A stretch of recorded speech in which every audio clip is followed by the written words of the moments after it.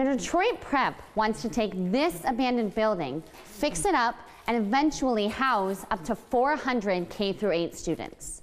The transition from college football to the NFL is tough to overcome, but Justin Jackson is used to overcoming those obstacles, from losing his mother at a young age to having to prove himself in college.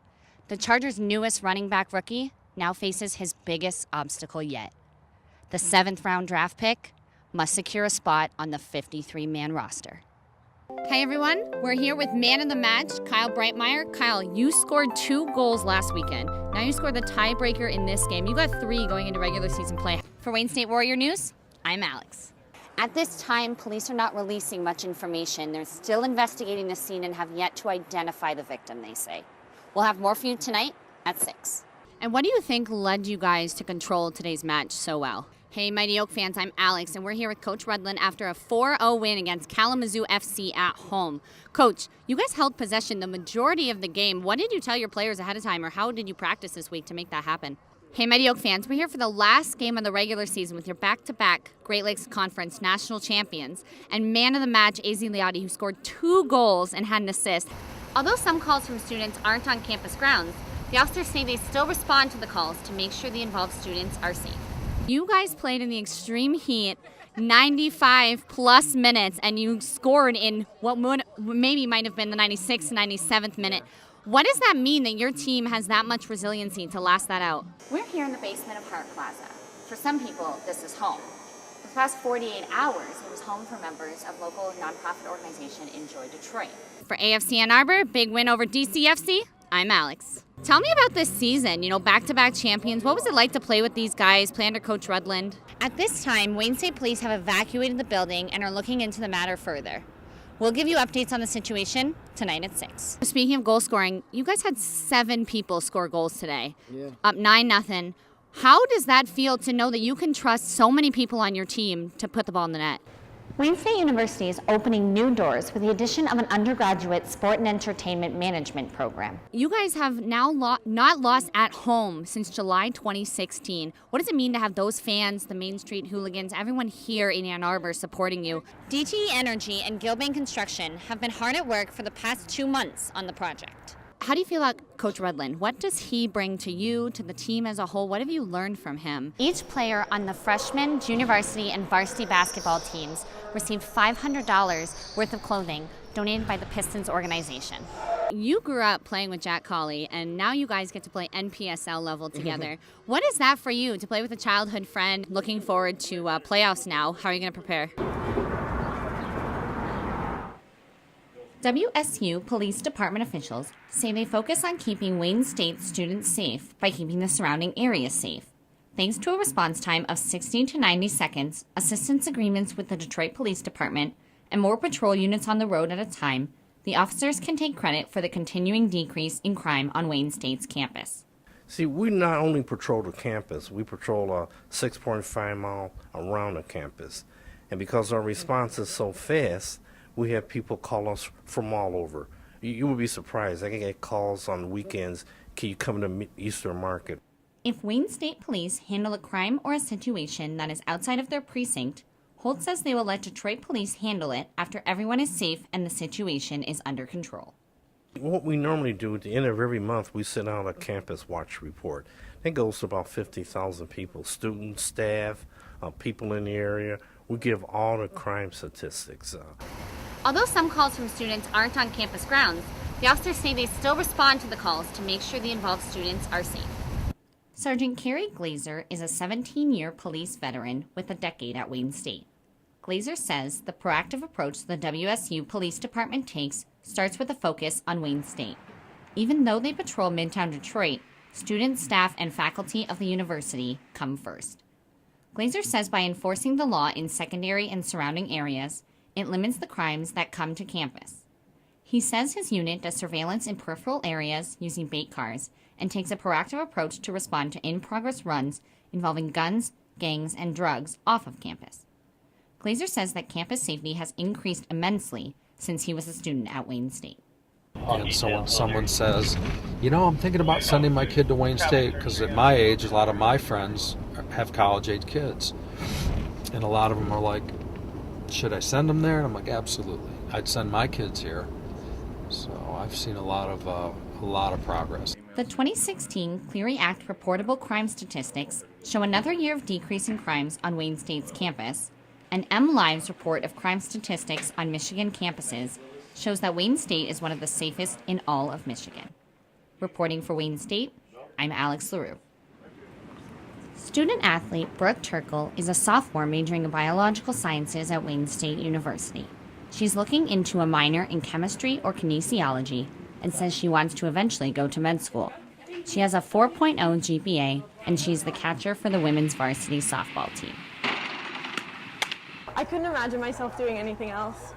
I don't know what I would do with my free time, really. So there are a lot of benefits to it, and I absolutely love it. I love being busy as much as it can be stressful. It's great to always have something to do and have something to motivate you and drive you in different areas other than just school or just athletics. Turkle is one of nearly 400 Wayne State student athletes who have to juggle their academic and athletic careers. It is difficult at first, but you get into a routine. I think routine is the biggest, easiest way to just kind of start prioritizing, between academics and softball.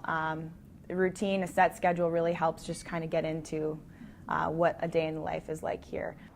While some people may admire and empathize with student athletes, other people may envy them. They do get priorities and privileges that other students don't get, but they usually have a much stricter schedule and may often have more pressure than other students.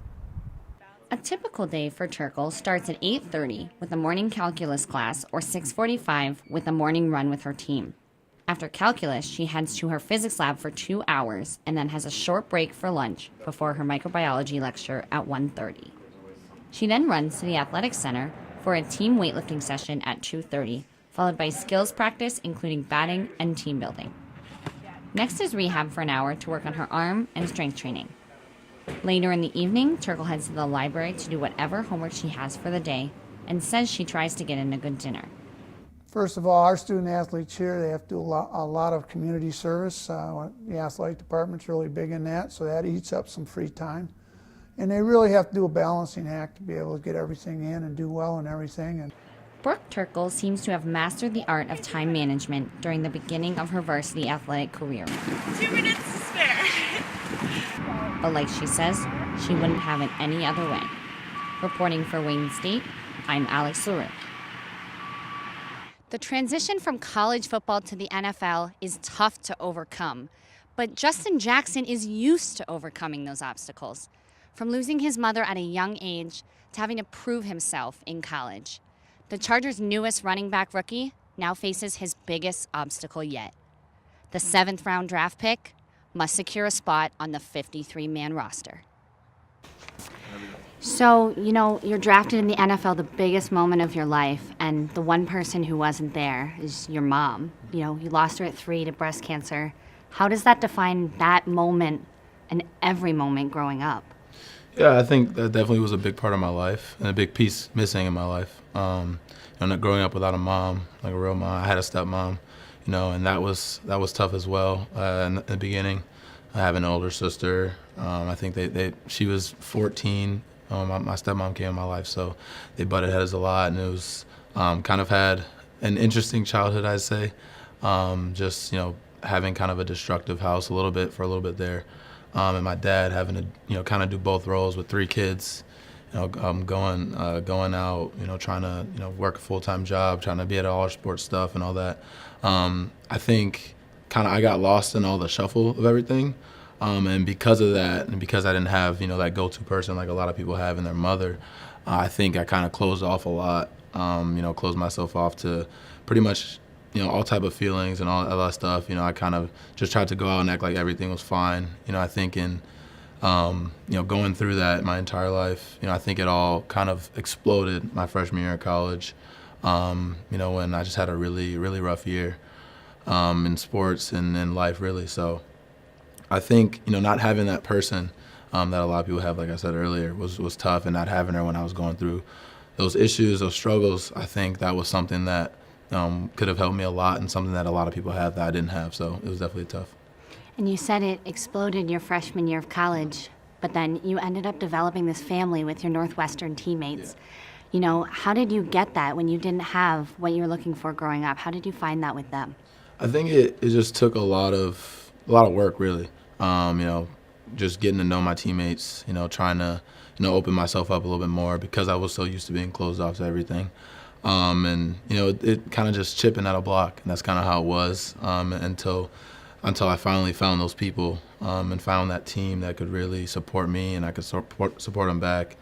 And that's something that, I cherish so much, just having those guys. And definitely going to miss having that bond, that team that I had there, but, trying to find that now. And so I'm trying to start over, but not go back to that place I was at in college and kind of start from where I was towards the end of college. And that's, being more honest, being more open with people, letting people into my life and, trying to find out more about them and trying to just develop these friendships and these relationships that I think we all need. And so you were so close with those Northwestern teammates, and now you're here with this room full of rookies. Yeah. You're all kind of competing for very few jobs. How do you bring that closeness, that family feeling to that environment? Yeah, I think you just have to be real and honest about the situation you're in. Obviously we all know that we're competing with each other, but at the same time, you need that brotherhood just to get through, the day-to-day because it is so tough. And once training camp comes around, it's going to be similar. It's going to be so tough. So you definitely need those people to lean on. So I think it just comes down to being honest, being open, trying to have some real conversations, develop those real friendships because you never know. We might end up on the same team here or on the same team somewhere else, but you definitely want to have those people in your corner. Alrighty, well, thank you, Justin. There has been a serious epidemic at Wayne State lately. The lack of dogs on campus is causing students stress and sadness. Students are petitioning to get more dogs on campus. So far, the petitions have over 4,000 signatures. They're gonna bring a sense of community, If you got a dog, you got the whole family vibe, Everyone's got their dog, they got their cup of coffee. It feels like a Sunday in the suburbs. What dogs will do to campus life? I mean, dogs are just loving creatures. Whenever you come home, if you yell at them when they make a mistake, it doesn't matter. They're still happy to see you all the time, and they're still happy to be with you. So, I think that positive energy kind of spreads around campus, and everybody kind of showcases their loving side, their human side, not just zoned in all the time, walking to class,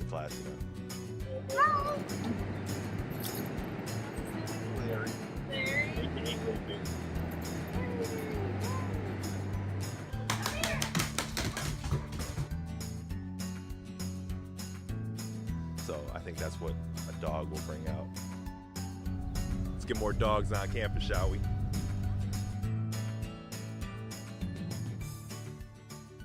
For Wayne State Warrior News, I'm Alex.